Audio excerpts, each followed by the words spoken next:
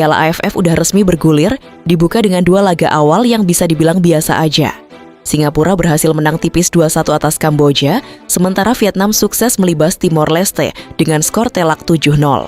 Nah, khusus buat skuad Vietnam, ini jelas jadi hasil yang sangat positif di pertandingan pembuka. Sekaligus sinyal tegas kalau persiapan mereka emang seserius itu. Tapi lucunya, sorotan publik ke mereka nyatanya masih kalah ramai dibanding Indonesia yang bahkan baru bakal main tanggal 27 Juli 2026. Kali ini hal yang bikin Indonesia ramai diperbincangkan adalah soal market value dari skuad Garuda. Yap, untuk pertama kalinya sepanjang sejarah, Timnas Indonesia memegang market value tertinggi di ajang Piala AFF. Nilainya bahkan terbilang cukup jauh melampaui kontestan lainnya. Jelas ini menarik, mengingat angka ini bahkan belum memperhitungkan nama-nama seperti Jay Ijaz, Calvin Verdong, sampai Kevin Dix. Alhasil, anggapan bahwa Indonesia sangat layak diunggulkan sebagai kandidat utama juara edisi kali ini makin kuat. Meskipun ekspektasi tinggi ini otomatis bikin beban dan pressure ke Timnas juga jadi lebih besar. Di ajang Piala AFF 2026 sendiri, Vietnam langsung pamer kualitas sebagai juara bertahan. Menghadapi Timor Leste di laga perdana grup A, tim besutan Kim Sang-sik itu menang telak 7-0 sekaligus ngirim sinyal bahaya buat para pesaingnya, tak terkecuali Indonesia. Pesta gol mereka sendiri dibuka sejak menit ke-7 lewat Do Hoang Hen. Setelah itu, Nguyen Din Bak bikin 2 gol di babak pertama, ditambah 1 gol lagi dari Hoang Hen, serta gol dari striker andalan mereka, Xuan Son. Babak pertama pun ditutup dengan keunggulan 5-0 buat Vietnam. Masuk babak kedua, Din Bach melengkapi catatan hat-tricknya di menit ke-65 sebelum akhirnya Nguyen Quang Hai mengunci kemenangan jadi 7-0 di menit ke-79.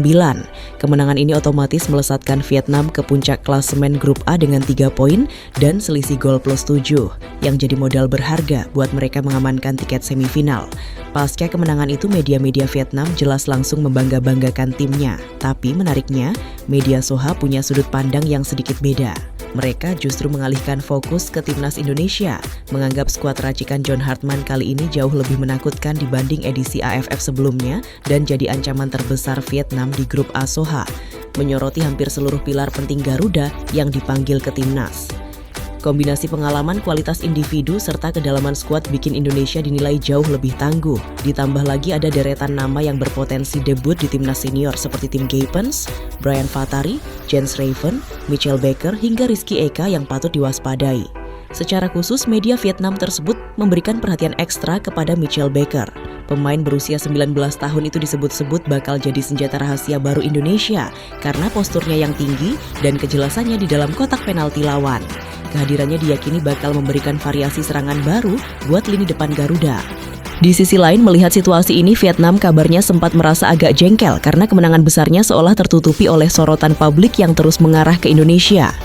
Dan memang topik utama yang paling menyita perhatian adalah nilai market value skuad Indonesia di Piala AFF edisi ini yang berhasil memecahkan rekor termahal sepanjang sejarah turnamen. Sebelumnya, daftar tim termahal di AFF biasanya selalu didominasi Thailand atau Vietnam. Kecuali pada edisi 2018 saat Filipina memuncaki nilai pasar karena membawa deretan pemain berkarir di Eropa, seperti Neil Etheridge yang waktu itu main di Premier League. Tapi di edisi 2026 ini, Indonesia benar-benar tampil all out. Mulai dari memulangkan banyak pemain diaspora ke liga domestik, sampai siap melibatkan pemain seperti Hubner yang karirnya lagi menanjak di Fortuna. Padahal kalau cuma urusan lawan Vietnam, Hubner sebenarnya masih bisa tampil di FIFA ASEAN Cup, yang merupakan ajang resmi kalender FIFA. Kembali ke soal nilai pasar, di edisi 2026 ini, Indonesia hadir membawa nilai skuad sekitar 130 miliar rupiah, unggul lumayan jauh dari Vietnam yang berada di angka 115 miliar rupiah.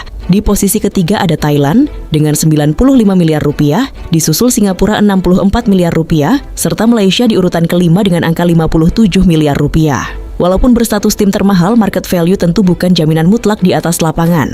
Tapi secara logis dengan materi pemain yang sudah berpengalaman di Piala Asia dan kualifikasi Piala Dunia, ditambah amunisi diaspora yang bergabung, peluang Indonesia buat keluar sebagai juara jelas sangat terbuka lebar. Selain soal skuad, perlu diingat juga kalau ASEAN Honda Cup 2026 kali ini menerapkan sejumlah aturan baru yang diadaptasi dari Piala Dunia 2026.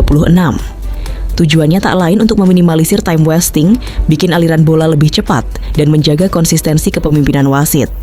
Makanya penampilan Vietnam kemarin kelihatan masih tanpa kendala dan ujian sesungguhnya baru bakal terasa saat bentrok lawan Indonesia. Beberapa regulasi baru tersebut diantaranya: 1. Kuota 5 pergantian pemain dalam maksimal 3 kesempatan waktu. 2. Hitungan mundur 5 detik untuk lemparan ke dalam dan goal kick. 3. Pemain yang mendapatkan perawatan di lapangan wajib berada di luar area pertandingan setidaknya 1 menit, kecuali kiper. 4. Pemain yang digantikan harus keluar lapangan dalam 10 detik.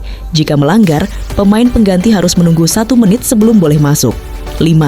Staf pelatih dilarang memberikan instruksi taktis ketika laga terhenti karena pemain cedera. 6. Pemain dilarang menutup mulut menggunakan tangan atau jersey saat konfrontasi jika dinilai mencurigakan oleh wasit. 7. Pemain atau ofisial yang sengaja jalan keluar lapangan sebagai bentuk protes bisa langsung di kartu merah dan timnya berisiko didiskualifikasi. Secara garis besar aturannya mirip, bedanya kali ini tidak ada hydration break. Dan yang tak kalah penting, teknologi VAR resmi dipakai secara penuh mulai dari fase grup hingga laga puncak. Cakupan intervensi VAR juga diperluas, mulai dari sah atau tidaknya gol, klaim penalti, kartu merah langsung, salah identitas penerima kartu, sampai koreksi keputusan tendangan sudut. Apabila sistem VAR mengalami gangguan teknis saat laga berjalan, pertandingan akan tetap dilanjutkan tanpa VAR dan keputusan yang diambil saat VAR mati tidak akan ditinjau ulang meskipun sistem kembali normal. Kehadiran aturan serta teknologi ini diharapkan bikin pertandingan terasa lebih cepat, adil, serta menaikkan level turnamen Asia Tenggara ke standar internasional. Pada akhirnya pertanyaan terpentingnya sederhana, mampukah predikat tim termahal ini dikonversi menjadi trofi juara atau cuma jadi sekadar angka manis di atas kertas? Sebab di atas lapangan rumput yang berbicara bukanlah nilai transfer melainkan harga diri dan ketahanan mental saat digempur tekanan. Vietnam sudah memberi gertakan awal, Thailand pasti siap menjegal, dan kini mata publik tertuju pada Indonesia. Sejauh mana Garuda siap memikul beban ekspektasi besar ini? Sekarang saatnya kita kurangi perdebatan di media sosial. Karena pembuktian sesungguhnya bakal ditentukan dalam 90 menit di atas lapangan hijau. Jika Garuda berhasil terbang tinggi sesuai impian kita, level Asia Tenggara hanyalah pijakan awal menuju panggung yang lebih besar. Tetap kawal dan dukung Timnas Indonesia. Salam Garuda!